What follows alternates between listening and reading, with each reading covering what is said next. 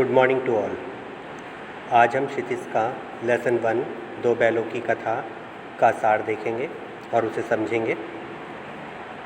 इसके लेखक हैं प्रेमचंद जी। इस पाठ के माध्यम से लेखक ने हमें स्वतंत्रता का महत्व बताया है। लेखक बताना चाहता है कि मनुष्य के जीवन में ही नहीं बल्कि प्रत्येक प्राणी के जीवन में स्वतंत्रता का महत्व होता है। स्वतंत्रता के इस महत्व को लेखक ने दो बैलों के माध्यम से समझाने का प्रयास किया है। लेखक के अनुसार गधा एक सीधा और निरापद जानवर है। वह सुख, दुख, हानि, लाभ किसी भी दशा में कभी नहीं बदलता। लेखक का मानना है कि जो गधा है उसे जानवरों में सबसे ज़्यादा मूर्ख माना जाता है, लेकिन वह मूर्ख नहीं बल्कि सीधा होता है, क्योंकि वह सुख में, दुख में, लाभ में, हानि में अर्थात हर दशा में एक सा रहता है, कभी नहीं बदलता। इसीलिए लेखक गधे की तुलना ऋषि मुनियों से करता है। जिस प्रकार ऋषि मुनियों पर किसी भी परिस्थिति का कोई प्रभाव नहीं पड़ता, उसी प्रकार गधे पर भी किसी स्थिति का कोई प्रभाव नहीं पड़ता। बैल गधे के छोटे भाई हैं जो कई रीतियों से अपना असंतोष प्रकट करते हैं। लेखक ने बताया कि बैल को भी सीधा माना जाता है, किंतु बैल जो है गधे के छोटे भाई के जैसा है, किंतु वो कभी कभी अपनी असंतुष्टि को भी दर्शाता है, यानी अपने असंतोष को प्रकट करता है, सींग वगैरह मार देता है। लेकिन गधा हमेशा खामोश रहता है, चुप रहता है। झूरी के पास हीरा और मोती नाम के दो स्वस्थ और सुंदर बैल थे। तो लेखक ने बताया कि एक व्यक्ति है जिसका नाम है झूरी कांची। ठीक है, तो उसको हम यहाँ पर झूरी के नाम से ही पुकारेंगे। तो झूरी कांची जो है उसके पास हीरा और मोती नाम के दो स्वस्थ बैल हैं। वह दोनों बैल बहुत ही सुंदर हैं और पछाई जाति के हैं। कौन सी जाति के हैं? पछाई जाति के हैं। वह बैल हष्ट-पुष्ट हैं, क्योंकि वह जो झूरी है अपने बैलों से अत्यधिक प्रेम करता है। वह उन्हें खाने के लिए अच्छा भोजन देता है, खल, चूरी, हरी घास, इस तरीके से उनको वह बढ़िया भोजन कराता है और उनसे खूब स्नेह करता है। और बदले में बैल भी झूरी से अत्यधिक प्रेम करते हैं। तो यह हमारे किसान जीवन में क्या दर्शाते हैं? बैलों का और किसान का महत्व दर्शाते हैं कि दोनों के बीच के जो संबंध होते हैं वह बहुत ही मधुर होते हैं, क्योंकि दोनों को ही एक दूसरे की ज़रूरत होती है। हीरा और मोती के बीच भी घनिष्ठ संबंध हैं। जो हीरा और मोती हैं वो दोनों पक्के मित्र हैं। उन दोनों के बीच आपस में घनिष्ठ संबंध हैं। वह दोनों एक दूसरे के साथ ही घूमते हैं, एक दूसरे के साथ ही खाना खाते हैं, यानी दोनों एक साथ नांद यानी जिसमें उनका भोजन दिया जाता है, उस नांद में एक साथ मुँह डालते हैं। प्रेम प्रकट करने के लिए, घनिष्ठता प्रकट करने के लिए कभी सींग मिलाते हैं, कभी एक दूसरे को चाटते हैं। जब वह हलों में या गाड़ी में उनको जोता जाता है तो दोनों बैलों की यह कोशिश रहती है कि ज़्यादा बोझ उसके अपने कंधे पर हो, यानी कि हीरा सोचता है कि उसके कंधे पर हो और मोती सोचता है कि मोती के कंधे पर हो। ठीक है, क्यों? क्योंकि वह अपने मित्र को ज़्यादा बोझ नहीं देना चाहते हैं। इस प्रकार दोनों बैलों के बीच भी बहुत ज़्यादा घनिष्ठ संबंध है। एक बार झूरी ने अपने दोनों बैलों को अपने साले गया को दिया, क्योंकि गया झूरी के पास आया और कहने लगा, मुझे तुम्हारे दोनों बैल चाहिए खेती करने के लिए, तो मुझे अपने बैल दे दो। झूरी अपने बैल देना नहीं चाहता था, किंतु उसकी पत्नी ने कहा कि नहीं, मेरा भाई आया है तो तुम्हें बैल देने पड़ेंगे। बेमन से झूरी ने अपने दोनों बैलों को गया को दे दिया, यानी अपने साले को दे दिया। अब वह उन्हें लेकर रास्ते में जाने लगा तो क्या हुआ? बैलों ने उसको परेशान करना शुरू किया, क्योंकि बैलों को ऐसा लगा कि जैसे कि झूरी ने उनको बेच दिया है। और वो अपने मन में यही सोच रहे थे कि हमने तो कभी अपने मालिक को परेशान किया नहीं, फिर उसने हमें क्यों बेच दिया? ऐसे सोचते हुए वह जा रहे थे। लेकिन बीच रास्ते में उन्होंने गया को काफ़ी परेशान किया। जैसे तैसे वो उनको अपने घर तक ले गया, लेकिन वह बैल वहाँ से भाग आए और झूरी के पास वापस लौट आए। अगले दिन गया फिर वहाँ पर आया और उनको दोबारा से अपने साथ ले जाने लगा। इस बार वह उन दोनों को बैलगाड़ी में जोत कर ले गया ताकि वह इधर उधर ना भागे। लेकिन दोनों ने, हीरा और मोती ने, दोनों ने रास्ते में कई बार प्रयास किया कि बैलगाड़ी को नीचे खाई में गिरा दें और इसे जान से मार दें। लेकिन जो हीरा था ना, वो थोड़ा सा नम्र स्वभाव का था, कोमल स्वभाव का था, और मोती थोड़ा क्रोध वाले स्वभाव का था। तो हीरा ने उसको समझाया कि नहीं, हमें ऐसा नहीं करना, हमें किसी की जान नहीं लेनी है।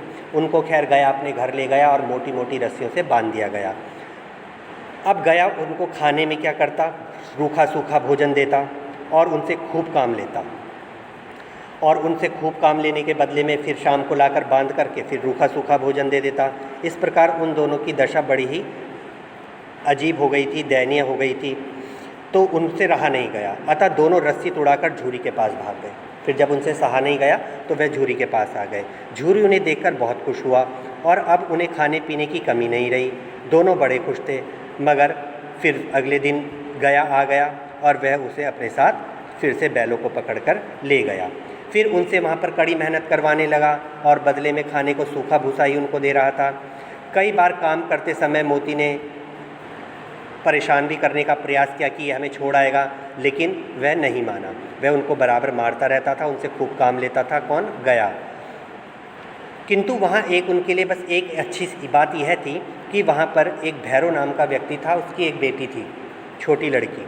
वह उन बैलों को चुपचाप एक एक रोटी खिला जाती थी। तो लेखक कहता है कि उस एक रोटी से उन बैलों की भूख तो शांत नहीं होती थी, परंतु उनकी आत्मा तृप्त हो जाती थी, यानी उनकी आत्मा को संतुष्टि मिल जाती थी कि कोई हमें भी यहाँ पर स्नेह करता है। उस बच्ची का स्नेह उनको अच्छा लगता था। बैलों को वह लड़की रोटी इसलिए दे जाती थी क्योंकि उस बच्ची को उन बैलों की स्थिति अपनी जैसी लगती थी। उस लड़की की जो माँ थी वो सौतेली थी, उसको मारा पीटा करती थी, और इसी प्रकार गया भी बैलों को मारा पीटा करता था। इसलिए उस लड़की को बैलों की और अपनी स्थिति एक जैसी लगी, तो वह उनको प्रेम करती थी, स्नेह करती थी दोनों बैलों को। एक दिन उस बालिका ने उनकी रस्सियां खोल दी। दोनों बैल भाग खड़े हुए। झूरी का साला और दूसरे लोग उन्हें पकड़ने दौड़े, पर पकड़ नहीं सके। भागते भागते दोनों नई जगह पहुंच गए। झूरी के घर जाने का रास्ता वे भूल गए। अर्थात जब गया उनके पीछे पकड़ने के लिए भाग रहा था, तो वह दोनों बैल आगे आगे भागे जा रहे थे। तो इस हबड़ तबड़ में वह गलत रास्ते पर चले गए, और जब उन्हें ध्यान आया तो उन्होंने देखा कि वह गलत रास्ते पर आ गए हैं, क्योंकि झूरी के घर का यह रास्ता नहीं था। तभी उनकी नज़र एक मटर के खेत पर पड़ी, और दोनों बहुत दिनों से भूखे भी थे। तो दोनों ने पहले भरपेट खूब मटर खाई और आज़ादी का अनुभव करने लगे। फिर उनका एक सांड के साथ भी मुकाबला हुआ। एक सांड सामने से आ गया और हीरा और मोती ने दोनों ने मिलकर उस सांड को वहाँ से मार भगाया।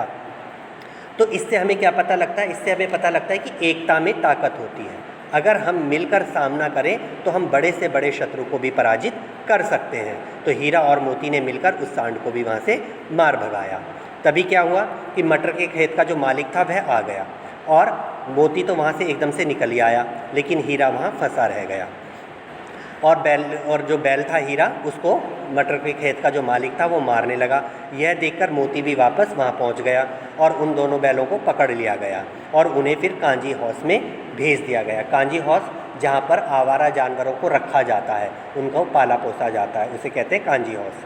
तो कांजी हाउस में जो जानवर बंद थे वहाँ पर सबकी हालत ख़राब थी, और उन जानवरों की प्रतिदिन हाजिरी भी होती थी, उनकी अटेंडेंस ली जाती थी कि सारे जानवर हैं या नहीं हैं, ये जानने के लिए कहीं कोई जानवर भाग तो नहीं गया है। इसलिए प्रतिदिन कांजी हाउस में जानवरों की हाजिरी भी लगाई जाती थी। हीरा और मोती ने देखा कि वहाँ और जानवर भी बंद हैं और सबकी हालत ख़राब है, शायद वहाँ पर भी सही भोजन नहीं दिया जाता है। अब हीरा और मोती को ना दिन में भोजन मिला, ना रात में भोजन मिला, बाकी जानवरों को भी भोजन नहीं दिया गया। तो दिल में विद्रोह की ज्वाला भड़क उठी।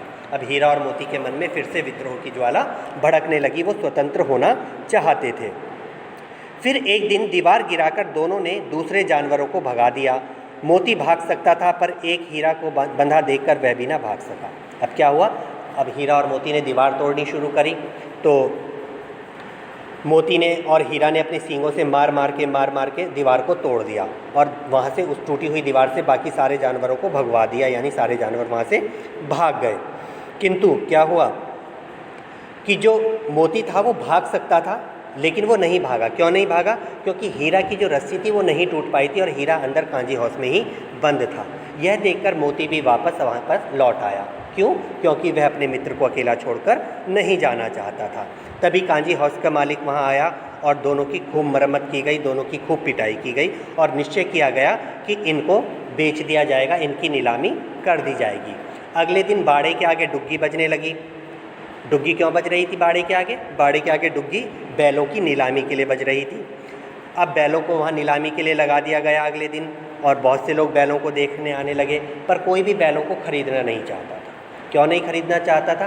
क्योंकि दोनों ही बैल बहुत दुर्बल हो गए थे, कमज़ोर हो गए थे, क्योंकि कई दिनों से उन्हें ढंग का भोजन नहीं मिल रहा था। कांजी हाउस में वो कई दिन से भूखे बंद थे, जिस कारण वे कमज़ोर हो गए थे, उनकी हड्डियाँ दिख रही थीं। तभी एक आदमी आया जिसकी बड़ी बड़ी लाल लाल आँखें थीं, भयानक उसका चेहरा था। उसके भयानक चेहरे को देखते ही हीरा और मोती दोनों समझ गए कि यह कसाई है और अब हमें ये अपने साथ ले जाएगा और हमारी हड्डी, सींग, दांत, खाल सबको अलग अलग कर कर बेच देगा। तो वो समझ गए थे कि अब हमारा अंत होने वाला है। कसाई ने उन दोनों बैलों को खरीद लिया और अब उनकी रस्सी पकड़ करके चलने लगा। दोनों बेचारे उदास मन से उसके पीछे पीछे चले जा रहे थे।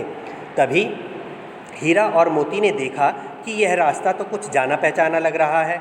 दोनों तुरंत पहचान गए कि यह रास्ता तो झूरी के घर वाला रास्ता है और अपनी परिचित राह पर वो आ गए हैं। उनका घर यहीं कहीं नज़दीक है। दोनों में जैसे जान सी आ गई। दोनों ने एकदम से रस्सी उस कसाई के हाथों से छुड़वाई और दोनों ही दौड़े चले गए और भागते रहे, दौड़ते रहे।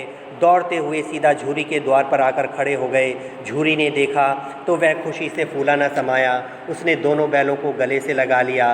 बैल भी झूरी से गले लगकर खुश होने लगे। अचानक वह कसाई यानी दड़ियल जो था बैलों के पास आ गया और उनकी रस्सी पकड़कर खींचने लगा। झूरी ने कहा कि यह बैल तो मेरे हैं, पर दड़ियल जोर ज़बरदस्ती करने लगा। तभी मोती ने सींग चलाया और दड़ियल को दूर खदेड़ दिया। दड़ियल उठकर भाग गया। थोड़ी देर बाद दोनों खुशी खुशी खली, भूसी, चूनी खाते हुए दिखाई पड़ रहे थे। झूरी खुश था। झूरी ने दोनों का माथा चूमा और अपने गले से लगा लिया और झूरी की पत्नी भी बहुत खुश हुई और वह भी दोनों बैलों को चूमने लगी और उन्हें प्रेम करने लगी। तो ये बेटा छोटी सी एक हमारी कहानी थी जिसके माध्यम से लेखक ने हमें स्वतंत्रता का महत्व समझाया है। अगला चैप्टर अगले वीडियो में। God bless you.